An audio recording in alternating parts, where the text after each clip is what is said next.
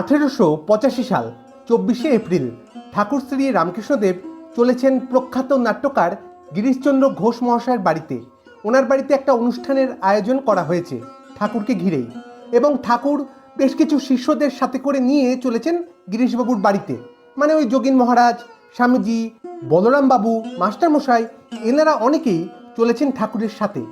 এবং এছাড়াও গিরিশবাবু আরও কিছু ভক্তদেরকে, মানে ওই রামবাবু, মণিমোহন বাবু, এনাদেরকে আগে থেকেই ওনার বাড়িতে নিয়ে এসেছেন এই অনুষ্ঠান উপলক্ষেই। তো সবাইকে সঙ্গে করে নিয়ে ঠাকুর চলেছেন। তো ঠাকুর যখন ওই উত্তর কলকাতার বোসপাড়ার লেনে প্রবেশ করছেন, তখন ঠাকুর মাস্টারমশাইয়ের দিকে তাকিয়ে বলছেন, হ্যাগা, লোকে বলে কি পরমহংসের ফৌজ আসছে, শালারা বলে কি, বলে ঠাকুর খিলখিল করে হাসছেন বাচ্চাদের মতন। মানে সেই সময় অনেক লোকে ঠাকুরকে এবং ঠাকুরের শিষ্যদেরকে একসাথে ব্যঙ্গ করে বলতেন, ওই দেখো পরমহংসের ফৌজ আসছে। মানে ঠাকুর আরও কিছু শিষ্যদের সঙ্গে করে নিয়ে একসাথে হনহন করে যেতেন, সেই দেখে ব্যঙ্গ করে বলতেন পরমহংসের ফৌজ। তো ঠাকুরের এই কথাটি খুব ভালো লেগেছিল, তাই তিনি সেটি মনে করে মাস্টারমশাইকে বলছেন আর আনন্দ উপভোগ করছেন, যেন ঠাকুরের মধ্যে উদ্দীপন হচ্ছে। একেবারে বাচ্চাদের মতন একদম সরল নিষ্পাপ মন নিয়ে বলছেন ঠাকুর। তো যাই হোক, গিরিশবাবুর বাড়ি চলে আসলো। তো ঠাকুর ওই বাইরের ঘরে প্রবেশ করলেন, ঠাকুরের সাথে অন্যান্য শিষ্যরাও প্রবেশ করলেন। তো ঠাকুরকে দেখে আগে থেকেই যারা বসেছিলেন, মানে ওই রামবাবু, মহিমাচরণ বাবু, প্রত্যেকে উঠে দাঁড়ালেন এবং তারপর গিরিশবাবু ঠাকুরকে একটি আসনে বসতে দিলেন। তো ঠাকুর যখন বসলেন, তারপর সকলেই বসে পড়লেন। তো ঠাকুর প্রথমে মহিমাচরণ বাবুর দিকে তাকিয়ে বলছেন, গিরিশকে বললুম তোমার নাম করে একজন লোক আছে খুব গভীর, তা নাও তো, এখন যা বলেছি সব মিলিয়ে দাও দেখি, নাও দুজনে মিলে বিচার করো। মানে ঠাকুর তর্ক করতে বলছেন। আমরা দেখেছি, অনেক সময় দেখতে পাই ঠাকুর এই তর্ক করা, দুজনের মধ্যে ঈশ্বরীয় কথা নিয়ে বিচার করা, এগুলো খুব ভালোবাসতেন। অনেক সময় স্বামীজি এবং মাস্টারমশাইকে বলতেন, তোমরা বিচার করো, তর্ক করো, আমি শুনবো। তো এক্ষেত্রেও ঠাকুর ওরকমটাই করছেন, বলছেন বিচার করো, আমি শুনবো। তো যাই হোক, মহিমাচরণ বাবু এবং গিরিশবাবু দুজনে মিলে বিচার করা শুরু করলেন। কিন্তু কিছুক্ষণ হতে না হতেই রামবাবু বলে উঠলেন, থাক, ওসব করে আর লাভ নেই, ওসব এখন থাক, বরং এখন একটু নাম কীর্তন হোক। কিন্তু ঠাকুর বাধা দিলেন, বললেন, না, ওসবের মানে আছে, হোক, ঠাকুরের তো মজা, ঠাকুরের শুনতে খুব ভালো লাগে। তারপর ঠাকুর বলছেন, এরা সব ইংলিশম্যান, দেখি না কি বলে। মানে একদম বাচ্চাদের মতন করছেন ঠাকুর, মানে একদম সরলভাবে বলছেন কথাটা, যে এরা সব ইংলিশম্যান, দেখি ইংলিশে কিরকম তর্ক করে। আমরা স্বামীজির ক্ষেত্রেও দেখেছি, ঠাকুর প্রায় বলতেন, নরেনকে দেখেছো কিরকম ইংলিশে তর্ক করে, কচকচ করে অন্যদের কথা কেটে দেয়, বলে হাসতেন খিলখিল করে।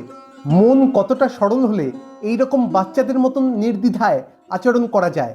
আমরা বড় হয়ে যাওয়ার পর বাচ্চাদের মতন আচরণ করতে পারি না, এইটা আমাদের ব্যর্থতা।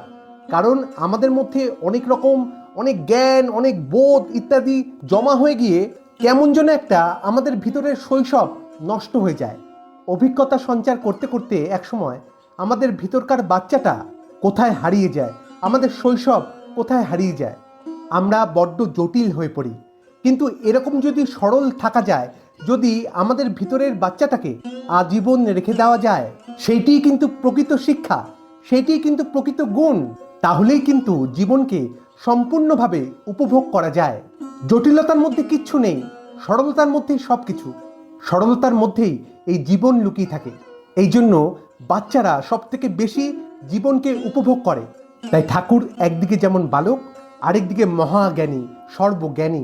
সাধারণত জ্ঞান কারোর হলে অল্প একটু জ্ঞান হতে না হতে মানুষের মধ্যে অহংকার ঢিবি হয়ে জমা হয়, একটা গুরুগম্ভীর ভাব চলে আসে, একটা যেন মন খুলে হাসতে পর্যন্ত পারে না, সবসময় একটা নিজের ইমেজ ধরে রাখার চেষ্টা।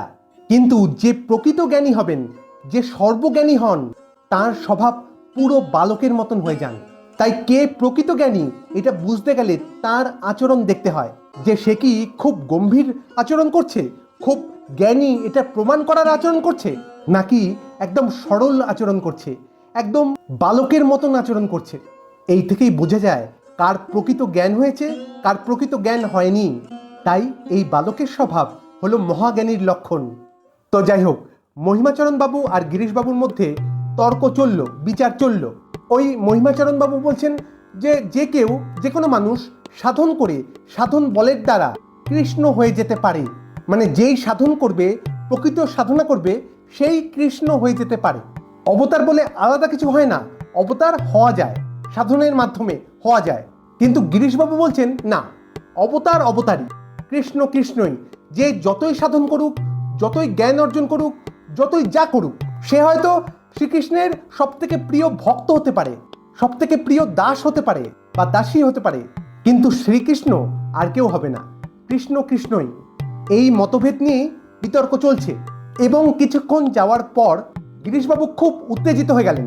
তিনি নিজের বিশ্বাস প্রতিষ্ঠা করার জন্য একদম রেগে মেগে তর্ক করছেন এবং কিছুক্ষণ পর মহিমাচরণ বাবু গিরিশবাবুর কথা মেনে নিলেন। বললেন, হ্যাঁ, আপনি ঠিকই বলছেন, আপনার কথাই সত্য। তখন গিরিশবাবু শান্ত হলেন। তারপর তিনি বললেন, আমার অনেকক্ষণ ধরেই জল পিপাসা পেয়েছিল, কিন্তু খেতে পাচ্ছিলাম না, এই কথাতে এত ডুবে গেছিলাম বলে। এখন একটু জল খাই বলে গিরিশবাবু জল খেলেন। তখন ঠাকুর মহিমাচরণ বাবুকে বলছেন, দেখেছো গিরিশের কি বিশ্বাস? নিজের বিশ্বাসকে প্রতিষ্ঠা করার জন্য সে এত তীব্র বিচার করলো যে জল খেতে পর্যন্ত ভুলে গেল। নিজের বিশ্বাসকে কতটা ভালোবাসে। এখন তুমি যদি না মানতে, তাহলে হয়তো রাগে ও তোমার গলার টুটি চেপে ধরতো। হাসতে হাসতে বলছেন ঠাকুর, মজা করে।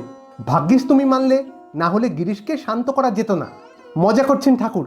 তারপর বলছেন, তা একদিকে বেশ হলো, বেশ লাগলো শুনতে, আর তোমাদের দুজনের আলাপও হয়ে গেল, আর তার সাথে সাথে আমিও কিছুটা শিখতে পারলাম। কি অপূর্ব কথা ঠাকুর বলছেন। ঠাকুর নিজে বলছেন, আমি কিছুটা শিখতে পারলাম তোমাদের থেকে। কতটা সরল হলে এইভাবে বলা যায়, কতটা অহংহীন হলে এই কথা বলা যায়। ঠাকুর যিনি সর্বজ্ঞানী, সমস্ত জ্ঞান যার মধ্যে, তিনি এই কথা বলছেন, তোমাদের থেকে আমি শিখছি, শিখতে পারলাম। এখানে ঠাকুর সবার থেকে আলাদা।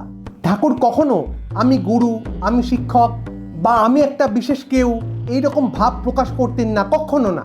ঠাকুর সবসময় এমন ভাব প্রকাশ করতেন যে আমি তোমাদেরই একজন, আমি তোমাকে শেখাবো, তুমি আমাকে শেখাবে, এরমভাবেই কাটবে, এরমভাবেই আমরা একে অপরের থেকে শিখব। মানে ঠাকুর বিন্দুমাত্র সবার থেকে যে আলাদা এই বোধ আসতে দিতেন না। ঠাকুর গুরু হতে চাননি কখনো, ঠাকুর বন্ধু হতে চেয়েছেন। বন্ধুর মতন, যার কথার বিরোধিতা করা যায়, যার কথা ভালো না লাগলে বলা যায় মুখের উপরে, মনের সমস্ত সংশয় যাকে নির্দ্বিধায় বলে দেওয়া যায়, এইরকম একজন বন্ধু। ঠাকুর যদি গুরু হয়ে থাকতেন, ঠাকুর যদি গম্ভীর হয়ে থাকতেন, একটা আলাদা রেখা টেনে রাখতেন সকলের সাথে, তাহলে কি হতো? তাহলে সকলেই এত সহজ হয়ে ঠাকুরের সাথে মিশতে পারতেন না। এটা ঠাকুরকে বলবো, কি জানি ভুল হচ্ছে না তো, কি জানি ঠাকুর কিছু মনে করবেন না তো, কি জানি পাপ হবে না তো, কি জানি এত জ্ঞানী মানুষ, তাকে কিছু বলবো? এই প্রশ্নটা করা যায়। এরকম নানান অন্তর্দ্বন্দ্ব আমাদের মধ্যে চলে আসতো যদি ঠাকুর নিজেকে আলাদা করে রাখতেন, গুরু বানিয়ে রাখতেন। একটা গ্যাপ চলে আসতো ভক্তের সাথে ভগবানের। এই জন্য ঠাকুর ইচ্ছা করে এই গ্যাপটা পুরো ধুলোয় মিশিয়ে দিলেন, কোনো গ্যাপ ঠাকুর রাখলেন না। এই জন্য ঠাকুর সর্বস্তরের মানুষের বন্ধু হয়ে উঠলেন। ধনী, গরিব, ক্ষমতাবান, দুর্বল, সমস্ত ধরনের মানুষের জন্য ঠাকুর বন্ধু।